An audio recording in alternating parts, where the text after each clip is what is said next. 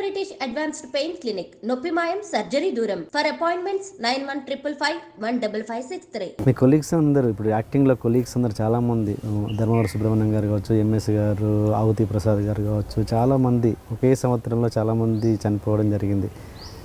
ఎలా ఎలా అనిపిస్తుంటుంది ఆ సిచ్యువేషన్ మీకు? ఒకటేసారి అసలు ఏదో అనుకున్నట్టుగా ఒకేసారి ఇందులో రెండు ఉన్నాయండి. ఒకటి ఏంటంటే యాదృచ్ఛికం, రెండోది లాజికల్. ఎలాగో ముందు మాట్లాడుకుందాం. ఇప్పుడు కమెడియన్స్ ఉన్నారు, ఇప్పుడు వాళ్ళందరూ యూత్ 19, 18 అని నేను చెప్పను, కానీ మాతో పోలిస్తే యంగ్స్టర్స్ వీళ్ళు. ఇప్పుడు జబర్దస్త్ అని వాళ్ళని వీళ్ళని కొంచెం మరీ అంత ఏజ్డ్ కాదు. వాళ్ళు ఎక్కడి నుంచి వచ్చారు, వాళ్ళు టీచర్సా ఇంకోట ఈ జబర్దస్త్లోకి రాకముందు వాళ్ళు ఏంటనేది వాళ్ళు కూడా కొందరు పాపం రైటర్స్గా ట్రాక్స్ అవి రాసి చిన్న చిన్న వేషాలు వేసి స్ట్రగుల్ నాకు తెలుసు చాలామంది అందులో. కొందరు ఆ ప్రవాహంలో అందులో దూరిపోయారు. అట్లా టీమ్స్ అందులో బ్యాచ్లు అలా ఎవడో చిన్న టాలెంట్ ఉన్న అందులో దూరి వాడు టీం హెడ్ అయిపోయి అలా చాలా మార్పులు జరిగాయి. కానీ అందులో కొందరు రియల్ కష్టజీవులు ఉన్నారు, కొందరు బోనస్గా వచ్చేసిన వాళ్ళు ఉన్నారు, ఇలా ఉన్నారు. అందరూ టాలెంట్ లేకుండా ఎవడు రాడు. ఇంకా ఏజ్ పరంగా చూస్తే అందరూ కూడా ఇప్పుడు మనిషికి 100 ఏళ్ళు అనుకుందాం. ఫస్ట్ ఆఫ్ బిలో 50 years కాదు, 100 ఏళ్ళు మనిషి ఆయుర్దాయం అయినా కూడా ఒక 60-70 ఏళ్ళు బతుకుతాడు అనుకుంటే, ఓ 35-40 years ఫస్ట్ హాఫ్ అనుకుందాం. గ్యారంటీగా అందరూ బతుకుతారు. తర్వాత సెకండ్ హాఫ్ ఎంతో ఎవరికి తెలియదు. 41 ఏట పోవచ్చు, 61 ఏట పోవచ్చు, 91 ఏట పోవచ్చు, ఏదైనా కావచ్చు. ఈ ముందు వాళ్ళందరూ హెల్తీగా యూత్ఫుల్గా ఇదిగా ఉంటారు. 39 ఏళ్ళ వాడిని కూడా యూత్ అనే అంటారు కదా. సో యూత్ బ్యాచ్ వాళ్ళు దాదాపుగా మేమందరూ కూడా 40 దాటాక ఇంకా 41 అయినా కూడా యూత్ కాదు. మా బ్యాచ్ వేరు. పేరుకి అంతమంది కమెడియన్స్ ఉన్నాం, కానీ అంతమందిలో కూడా ఏజ్డే 50+ వాళ్ళే అందరూ. అందులో కొందరు లెక్చరర్స్, కొందరు టీచర్స్, మిగిలిన వాళ్ళు స్టేజ్ నుంచి వచ్చిన వాళ్ళు. సినిమాలో ఒక ఇది ఉంది, ఒక కొటేషన్, ప్రతి సినిమాకి ముందో కథ తర్వాత కథ ఉంటుంది. ముందు కథ తర్వాత కథ. మనం ఒక చిన్న మైసూర్ పాక్ తయారు చేసి అందులో ఇక్కడికి కట్ చేసి ఇది పెడుతున్నాం మనం. దీని వెనకాల మైసూర్ పాక్ ఉంది, తర్వాత మైసూర్ పాక్ ఉంది. అట్లాగే మన సినిమా 2 గంటలు చెప్పిస్తున్నాం. హీరో 20వ ఏట నుంచి మొదలెట్టుకుంటున్నాం. 20 ఏళ్ళ జీవితం వెనకాల ఉంది. 20 నుంచి 21 ఏడు వరకు ఒక ఏడాది చూపిస్తున్నాం హీరోయిన్ పెళ్లి చేసుకోవడం దాకా. 21 తర్వాత 60 ఏళ్ళ జీవితం ఉంది వాడికి. ముందు కథ తర్వాత కథ ఉంటుంది. ఆ కథకి ఈ కథకి సంబంధం ఉండొచ్చు, ఉండకపోవచ్చు. అలాగే మా కమెడియన్స్ అందరికీ ముందు కథ చాలా ఉంది.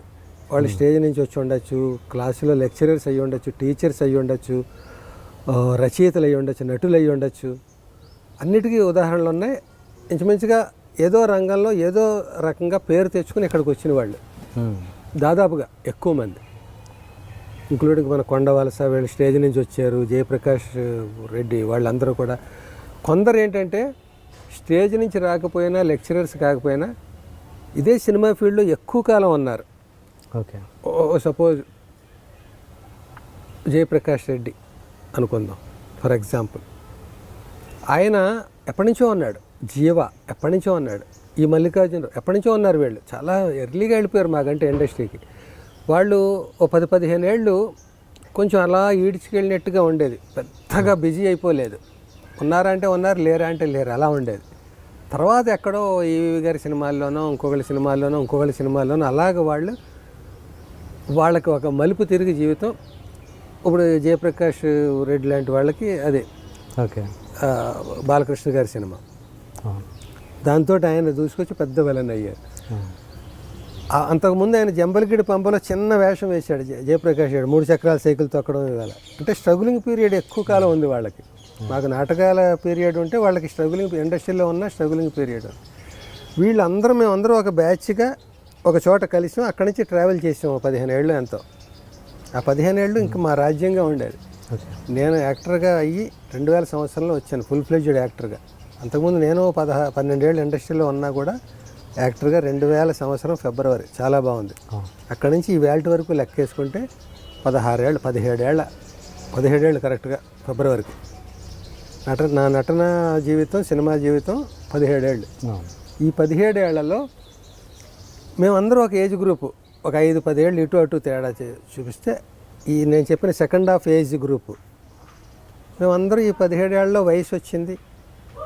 కొందరికేమో రకరకాల అనారోగ్యాల కారణం కావచ్చు, జీవితంలో వాళ్ళ ప్రయాణంలో అనేక టెన్షన్స్ ఎదుర్కొని బాడీ రెసిస్ట్ చేసుకోలేకపోవచ్చు, కొందరేమో అలసిపోయి ఉండొచ్చు, కొందరేమో చిన్న చిన్న రుగ్మతలు ఉండొచ్చు.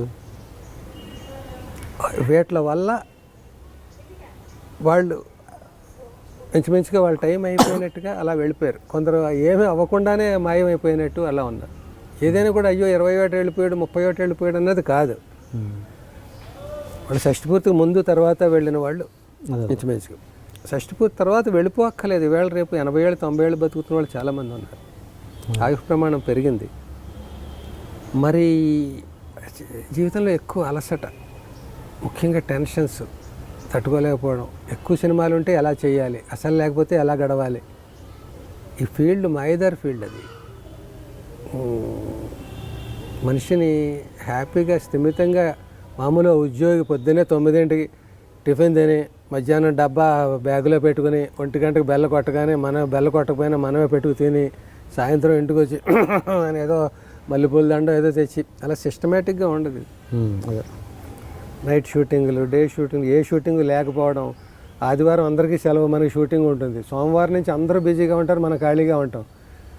ఇర్రెగ్యులర్, డిస్టర్బ్డ్, టెన్షన్తో కూడుకున్న ఎవరి లెవెల్కి వాళ్ళకి, లైట్ బాయ్ దగ్గర నుంచి డైరెక్టర్ దాకా అందరికీ వాళ్ళ టెన్షన్స్. అందరికీ తెలిసి టెన్షన్ ఉండకూడదు, ఆ టెన్షనే ఉండాలి, టెన్షన్ ఉండకూడదు అని తెలియని వాడు ఎవడు? నిన్నటి జనరేషన్ వాళ్ళు పాడయ్యారు డబ్బులు కూడబెట్టుకోక, మనం జాగ్రత్తగా ఉండాలని తెలియని వాళ్ళు ఎవరు? అన్నీ తెలుసున్న సిచ్యుయేషన్స్ని బట్టి మనిషి బతకాలంతే. సో ఇది కమింగ్ టు ది పాయింట్, మేమందరూ ఒక ఏజ్ గ్రూప్ అవ్వడం వల్ల ఇంచుమించుగా 2-3 ఏళ్ళు ఇటు అటుగా ఇంకా మన వాళ్ళ ఆరోగ్య రీత్యా ఇంకో రీత్యా ఆ వయసులో వెళ్ళారు. ఇంకా బతకచ్చు ఆరోగ్యాన్ని మెయింటైన్ చేసిన వాళ్ళు కొందరు వెళ్ళి ఉండొచ్చు, చేయలేని వాళ్ళు ఎక్కువ మంది ఉండొచ్చు, అది మనం చెప్పలేం. ఇది ఒక ఆస్పెక్ట్ సైంటిఫిక్గా. ఇంకా యాక్సిడెంటల్గా ఇంకో ఇదేంటంటే అందరూ ఒకేసారి 2-3 ఏళ్ళలో పోవక్కర్లేదు కదా. ఇప్పుడు మన ఇద్దరికి కూడా ఒక 50 ఇయర్స్ అనుకో, నువ్వు 90 ఇయర్స్ దాకా బతకచ్చు, నేను 55 ఇయర్సే పోవచ్చు. అంటే మన ఇద్దరికి ఎంత గ్యాప్ ఉంది పోవడంలో.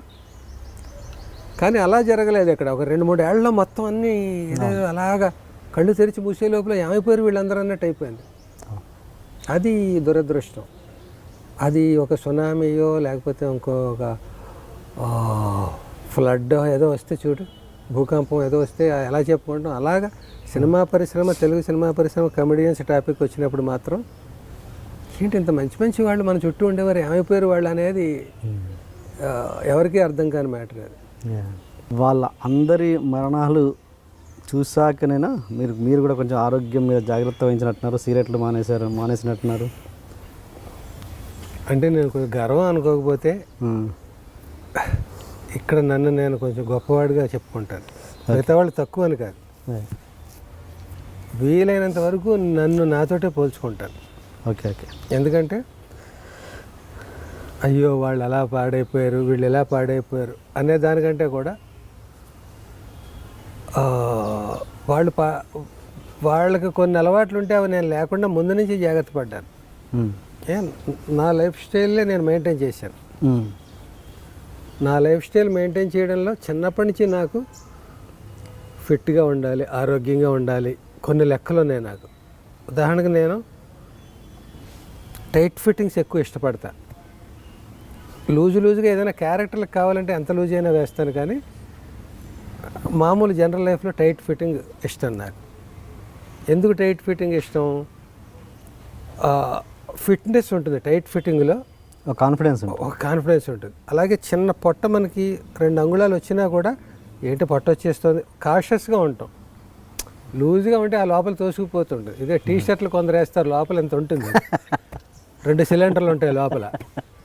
సో అది మన పెద్ద టీ షర్ట్ ఎందుకు అడిగి 2 ఎక్స్ట్రా సిలిండర్లు పెట్టుకుని. సో వాకింగ్లు చేసేస్తూ ఉంటారు. మళ్ళీ సాయంత్రం వాకింగ్లు చేసాం కదా మనం అరాయించుకుంటుంది బాడీ అని మళ్ళీ ఇంకో ముద్ద ఎక్కువ తింటారు. ఇవన్నీ మనం పుణ్యం చేస్తున్నాం కదా అని ఇంకో పాపం చేయడం లాంటిది అనమాట. అది ఇది నల్లిఫై అయిపోతాయని అలా అవ్వవు. దాని అకౌంట్ దాందే, దీని అకౌంట్ దీందే. చిన్నప్పటి నుంచి నాకు బ్యాడ్ హ్యాబిట్ అయినా గుడ్ హ్యాబిట్ అయినా కూడా, గుడ్ హ్యాబిట్ అయితే ఇంకొంచెం పెంచుకుందాం, బ్యాడ్ హ్యాబిట్ కొంచెం తగ్గించుకుందాం. ఉదాహరణకు ఒక కొలెస్ట్రాల్, ఒక ఆయిల్, పర్టికులర్ ఆయిల్లో గుడ్ కొలెస్ట్రాల్ ఉంది, పర్టికులర్ ఆయిల్లో బ్యాడ్ కొలెస్ట్రాల్ ఉంది. దీన్ని వీలైనంత వరకు తగ్గిద్దాం, దీన్ని ఇంకో స్పూన్ పెంచు, ఇది అక్కడ కాంపన్సేట్ చేద్దాం. ఇట్లా ప్రతి దాంట్లో నేను ఒక చిన్న అవేర్నెస్. ఇది ఇవాళ కొత్తగా సినిమాల్లోకి వచ్చింది కాదు, ముందు నుంచి కూడా. నేను ఉద్యోగం చేసే రోజుల్లో కూడా ఏదో 3 చపాతీలు, దాంట్లో ఏదో ఓ కర్రీ, ఏదో ఏదో అట్లా ఇంత తూకంగా మీల్స్ ఇస్తారు చూడు, ప్లేట్ మీల్స్ అంటారు, అలాగేదో భోజనం పట్టుకెళ్ళిన ఒక క్యారేజ్ 3 గిన్నెలు ఏదో అందులో, ఇందులో ఐటమ్, ఇందులో ఐటమ్. ఈ అవేర్నెస్ ఏదైనా గమ్మని హోటల్లో అవి ఇవి తిన్నా కూడా దానికి అయ్యో దేనికో ప్రికాషన్ పాటించడం తక్కువ, అలా కంట్రోల్ లేకుండా చేసే తక్కువ ఏదైనా కూడా. నాకు స్మోకింగ్ లాంటి బ్యాడ్ హ్యాబిట్లు ఉన్నా కూడా నేను లెక్క ప్రకారం ఉండేవాడిని, తక్కువ దుర్మార్గుండి అనమాట. అలా ఉండడం వల్ల ఒకటిను అసలు నా బాడీ లక్కీగా కడ్డీ శరీరం అంటారు కొందరు, లూజ్ బాడీ కడ్డీ శరీరం, ఏదో కలోక్యల భాషలో. నాది అలా ఉండబట్టి వస్తే ఎప్పుడైనా ఇది వస్తుంది కొంచెం తప్ప అక్కడే భయపడుతూ ఉంటాను. కానీ మోస్ట్ డేంజరస్, అన్నిటికంటే ముందు వస్తుంది, అన్నిటికంటే ఆఖరణ తగ్గుతుంది. దీన్ని వదిలేసి కొన్నాళ్ళు 2 ఇంచులు పెంచామనుకో, దీన్ని తగ్గించడం కోసం మనం చేసేసి రకరకాల ఎక్సర్సైజులు, నిమ్మకాయ రసాలు, అవి ఇవి ఏవో చెప్తారు, ఎక్కడెక్కడో చదువుతాం, ఎవడో చెప్తాడు, అవన్నీ పాటించేస్తాం. వాటి వల్ల మొత్తం ఇవన్నీ దొబ్బుతాయి, మొత్తం ఈ షేపులు పోతాయి. ఇది మాత్రం ఆఖరిని ఇంత తగ్గుతుంది. ఇది బెల్ట్ తెలుస్తుంది కదా, 36 ఇంచులల్లా 35-75 ఉంటుంది అనమాట. ఇంత కష్టపడితే ఇవన్నీ దొబ్బాయి. డేంజర్ ఉంది అది. అందుకని దీన్ని రానివ్వకూడదు. ఇక్కడ జాగ్రత్త పడాలంటే ఈ టైట్ షర్ట్ల వల్ల కొంచెం మనం కాషియస్గా ఉంటాం. అంతేకాకుండా కొంచెం ఫిట్గా ఉండడానికి మామూలు వాకింగ్కి బ్రిస్క్ వాక్కి తేడా ఉంది. వాకింగ్ అంటే అలా నడవడం వేరు, అలా నడవడం. ఈ బ్రిస్క్గా అలర్ట్గా ఉంటాం అని నేను. పొట్టి షర్ట్లు, టైట్ షర్ట్లు. సినిమాలో అందరూ కామెంట్ చేస్తారు మా కమెడియన్స్, ఎంఎస్లు, వీళ్ళు వాళ్ళు, ఏమండి శ్రీరామ్ గారు ఒక్కరోజు మీరు బట్టలకు మీరు వేసుకుంటారేమో అంటే, ఎప్పుడు మీ అబ్బాయి బట్టలేనా, డబ్బులు ఇవ్వట్లేదా మీకు ప్రొడ్యూసర్లో?